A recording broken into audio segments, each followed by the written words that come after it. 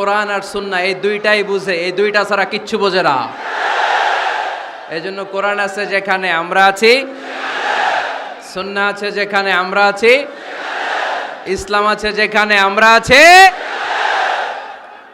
এই গণজোয়ার এটা কোরআনের পক্ষের গণজোয়ার, এই গণজোয়ার এটা ইসলামের পক্ষের গণজোয়ার, ঠিক কিনা?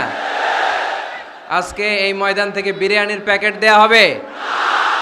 দুনিয়াবি কোনো স্বার্থ পাওয়া যাবে?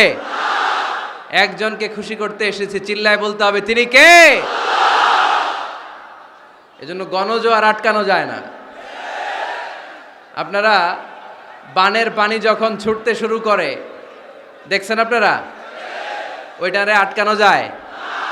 আটকাইতে গেলে পানি খালি বাড়তে থাকে, ফুলে ফেপে উপরে উঠতে থাকে। এক সময় যারা বাদ দিতে আসে এদেরকে সব ভেঙে মেসাকার করে দেয়।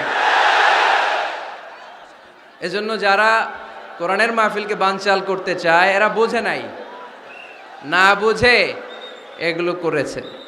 আমরা তাদের জন্য দোয়া করি, কারণ আমাদের হৃদয়ে তাদের জন্য ভালোবাসা আছে না নাই?